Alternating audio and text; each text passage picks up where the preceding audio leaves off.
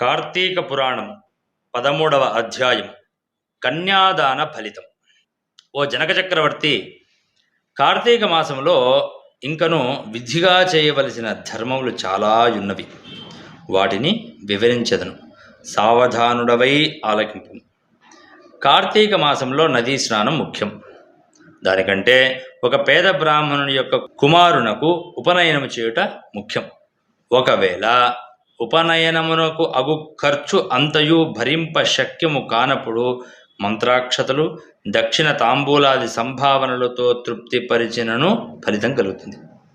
ఈ విధంగా ఒక పేద బ్రాహ్మణ బాలునికి ఉపనయనము చేసిన ఎడల ఎంతటి మహాపాపాలు చేసి ఉన్ననో, ఎంతటి దుష్కృతములు చేసి ఉన్ననో, ఎంతటి వ్యభిచారము చేసి ఉన్ననో ఆ పాపములన్నీ కూడా పోతాయి.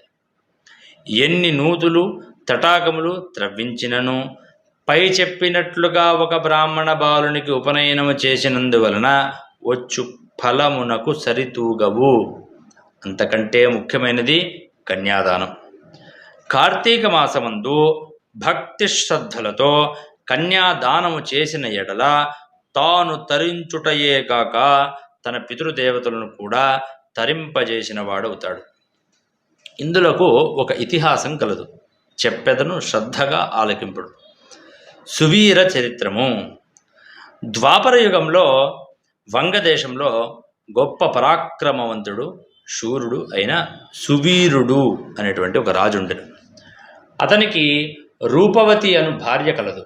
ఒకసారి సువీరుడు శత్రురాజుల చేత ఓడింపబడిన వాడై భార్యతో అరణ్యమునకు పారిపోయి ధనహీనుడై నర్మదా నదీ తీరమందు ఒక పర్ణశాలను నిర్మించుకుని కందమూల ఫలాదులను భక్షించుచు కాలము గడుపుచుండెను. కొన్ని రోజులకు అతని భార్య ఒక బాలికను కనెను. ఆ బిడ్డను అతి గారాభముతో పెంచుచుండిరి. క్షత్రియ వంశమందు జన్మించిన ఆ బాలికకు ఆహారాది సదుపాయాలు సరిగా లేకపోయినప్పటికీ శుక్లపక్ష చంద్రుని వలె దినదినాభివృద్ధిని పొందుతూ అతి గారాభముతో పెరుగుచూ ఉండెను. ఆమె చూచువారలకు కనుల పండుగగా, ముద్దులొలుకు మాటలతో చాలా ముచ్చటగా నుండెను. దినములు గడిచిన కొలది బాలికకు నిండు యౌవన దశ వచ్చెను. ఒక దినము వానప్రస్థుని కుమారుడు ఆ బాలికను గాంచి ఆమె అందచందములకు పరవశుడై ఆ బాలికను తనకిచ్చి పెండ్లి చేయమని ఆ రాజును కోరెను. అందులోకి ఆ రాజు, ఓ మునిపుత్ర, ప్రస్తుతం నేను కడు బీద స్థితిలో ఉన్నాను. అష్ట దరిద్రములను అనుభవిస్తున్నాను. మా కష్టములు తొలుగొట్టుకు గాను నాకు కొంత ధనమిచ్చిన ఎడల నా కుమార్తెనిచ్చి నీకు పెండ్లి చేస్తాను అని చెప్పగా, తన చేతిలో రాగి పైసా అయినను లేకపోవుటచే బాలికపై నున్న మక్కువతో ఆ మునికుమారుడు నర్మదా తీరమున కుబేరుని గూర్చి ఘోర తపమాచరించి కుబేరుణ్ణి మెప్పించి ధనపాత్రను సంపాదించను. రాజు ఆ పాత్రను పుచ్చుకుని సంతోషించి తన కుమార్తెను మునికుమారుడికిచ్చి పెండ్లి చేసి నూతన దంపతులను ఇద్దరిని కూడా అత్తవారింటికి పంపెను. అటులా మునికుమారుడు భార్యను వెంట పెట్టుకుని వెళ్ళి తల్లిదండ్రులను నమస్కరించి జరిగిన వృత్తాంతమంతయు చెప్పి భార్యతో సుఖమనుభవించుచూ ఉండెను. సువీరుడు మునికుమారుడిచ్చిన ధనపాత్రను తీసుకుని స్వేచ్ఛగా ఖర్చు పెట్టుచు భార్యతో సుఖంగా ఉండెను. అటుల కొంతకాలం జరిగిన తర్వాత ఆ రాజు భార్యామణి మరొక బాలికను కనెను. ఆ బిడ్డకు కూడా యుక్త వయస్సు రాగానే మరలా ఎవరికైనా ధనమునకు అమ్మవచ్చునన్న ఆశతో ఎదురు చూచుచూ ఉండెను. ఒకానొక సాధు పుంగవుడు తపతీ నదీ తీరమున ఉండి నర్మదా నదీ తీరమునకు స్నానార్థమై వచ్చుచూ దారిలోనున్న సువీరుణ్ణి కలుసుకొని, ఓయి, నీవెవ్వడవు? నీ ముఖవర్చస్సు చూడ రాజవంశమునందు జన్మించిన వాని వలె ఉన్నావు. నీవీ అరణ్యమందు భార్యాబిడ్డలతో వసించుటకు కారణమేమి అని ప్రశ్నించగా, సువీరుడు, మహానుభావ, నేను వంగదేశపు రాజును. సువీరుడు అనేది నా నామధేయం. నా రాజ్యమును శత్రువులు ఆక్రమించుట చేత భార్యాసమేతముగా నేను ఈ అడవిలో నివసించుచున్నాను. దరిద్రము కంటే కష్టమేదియూ లేదు కదా స్వామి. పుత్రశోకము కంటే గొప్ప దుఃఖం లేదు కదా. అటులనే భార్యా వియోగము కంటే గొప్ప సంతాపము మరొకటి లేదు. అందుచేత రాజ్య భ్రష్టుడనై సకుటుంబముగా బ్రతుకుచున్నాను. నాకు 2 కుమార్తెలు. అందు మొదటి కుమార్తెను ఒక మునిపుత్రునికిచ్చి వాని వద్ద కొంత ధనము పుచ్చుకొని తిని దానితో ఇంతవరకు కాలక్షేపం చేయుచున్నాను అని చెప్పగా, ఓ రాజా, నీవు ఎంతటి దరిద్రుడివైననో ధర్మ సూక్ష్మములు ఆలోచించక కన్యను అమ్ముకొంటివి. కన్యా విక్రయము మహాపాతకాలలో అతి పెద్ద పాతకం. కన్యను విక్రయించిన వారు అసిపత్రవనము అనేటువంటి ఘోరమైనటువంటి నరకాన్ని అనుభవిస్తారు.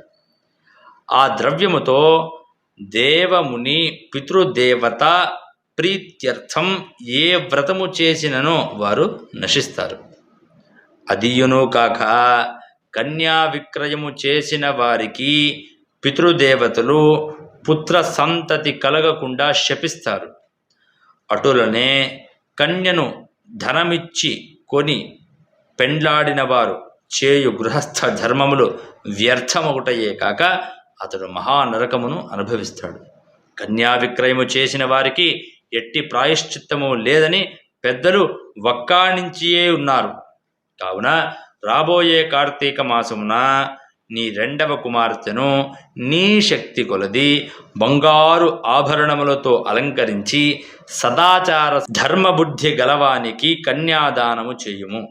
అటుల చేసిన ఎడల గంగా స్నానమునరించిన ఫలితము, అశ్వమేధయాగము చేసిన ఫలితము పొందుటయే కాక మొదటి కన్యను అమ్మిన దాని పాప ఫలితము కూడా తొలగిపోతుంది అని రాజునకు హితోపదేశము చేయగా, అందుకు ఆ రాజు చిరునవ్వి నవ్వి, ఓ మునివర్య, దేహ సుఖము కంటే దాన ధర్మము వలన వచ్చిన ఫలము ఎక్కువ.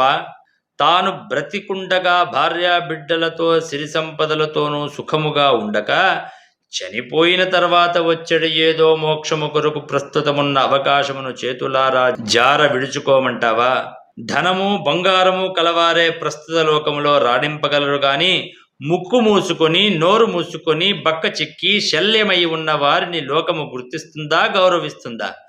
ఐహిక సుఖములే గొప్ప సుఖములు. కావున నా 2వ కుమార్తెను కూడా నేను అడిగినంత ధనము ఎవరైతే ఇస్తారో వారికి ఇచ్చి పెండ్లి చేయుదును, కానీ కన్యాదానం మాత్రం చేయను అని నిక్కచ్చిగా చెప్పేశాడు. ఆ మాటలకు సన్యాసి ఆశ్చర్యపడి తన దారిన తాను వెళ్ళిపోయాడు. మరి కొన్ని దినములకు సువీరుడు మరణించాడు. వెంటనే యమభటులు వచ్చి వారిని తీసుకొని పోయి యమలోకములో అసిపత్రవనము అనేటువంటి నరక భాగమున పడవేసి అనేక విధాలుగా బాధించిరి. సువీరుని పూర్వీకుడైనటువంటి శృతకీర్తి అను రాజు ధర్మయుక్తంగా ప్రజలను పాలించి ధర్మాత్ముడై మృతి చెందిన పిమ్మట స్వర్గమందు సర్వ సౌఖ్యములు అనుభవించుచుండెను. సువీరుడు చేసిన కన్యా విక్రయము వలన ఆ శృతకీర్తిని కూడా యమకింకరుడు పాశములతో బంధించి స్వర్గము నుండి నరకమునకు తీసుకొని వచ్చిరి. అంతటా శృతకీర్తి, నేనెరిగినంత వరకు ఇతరులకు ఉపకారమును చేసి దాన ధర్మాదులు యజ్ఞయాగాదులను చేసి ఉన్నాను, నాకు ఈ దుర్గతి ఏల కలిగింది అని మనస్సు యందు నిండు కొలువు దీరియున్న యమధర్మరాజు కడకేగి నమస్కరించి, ప్రభు, నీవు సర్వజ్ఞుడవు, ధర్మమూర్తివి, బుద్ధిశాలివి, ప్రాణికోటినంతనూ కూడా సమంగా చూస్తావు. నేనెన్నడూ ఏ పాపము చేయలేదు స్వామి. నన్ను స్వర్గలోకము నుండి నరకలోకానికి ఎందుకు తీసుకొచ్చావు? కారణమేంటి? నాకు దయచేసి తెలియజేయండి అని ప్రాధేయపడ్డాడు. అంతటా యమధర్మరాజు శృతకీర్తిని గాంచి, ఓ శృతకీర్తి, నీవు న్యాయమూర్తివి, ధర్మజ్ఞుడు కూడా. నీవు ఎటువంటి దురాచారం చేయలేదు. అయినా నీ వంశీయుడైనటువంటి సువీరుడు తన జ్యేష్ఠపుత్రికను ధనమునకు ఆశించి అమ్ముకొన్నాడు. కన్యను అమ్ముకొనే వారి పూర్వీకులు ఇటు 3 తరములు అటు 3 తరములు వారు కూడా వారు ఎంతటి పుణ్యపురుషులైనా సరే నరకమును అనుభవించటయే కాక నీచ జన్మ ఎత్తవలసింది. నీవు పుణ్యాత్ముడవే, ధర్మాత్ముడవే, అది నాకు తెలుసు. దీంట్లో నేను నీకొక ఉపాయం చెప్పెదను. నీ వంశీయుడగు సువీరునకు మరి ఒక కుమార్తె కలదు. ఆమె నర్మదా నదీ తీరాన తన తల్లి వద్ద పెరుగుతూ ఉంది. నా ఆశీర్వాదం వలన నీవు మానవ శరీరము దాల్చి అతడుకు పోయి ఆ కన్యను వేద పండితుడికి, శీలవంతుడికి, ఒక విప్రునికి కార్తీక మాసమున సాలంకృతముగా కన్యాదానము చేయించుము. అటుల చేసిన ఎడల నీవు, నీ పూర్వీకులు, సువీరుడు, మీ పితృగణములు కూడా స్వర్గలోకానికి వెళ్తారు. కార్తీక మాసంలో సాలంకృత కన్యాదానం చేసిన వాడు మహాపుణ్యాత్ముడవుతాడు. పుత్రికా సంతానము లేనివారు తమ ద్రవ్యములతో కన్యాదానము చేసినను లేక విధి విధానముగా ఆబోతునకు వివాహము నొచ్చినను కన్యాదాన ఫలితము కలుగుతుంది. కనుక నీవు వెంటనే భూలోకమునకు ఎగి నేను తెలిపినట్లా చేసి తినేవి కానీ నేను తెలిపిన విధంగా చేస్తే ఆ ధర్మకార్యము వలన నీ పితృగణము తరిస్తారు. పోయిరా అని పలికెను.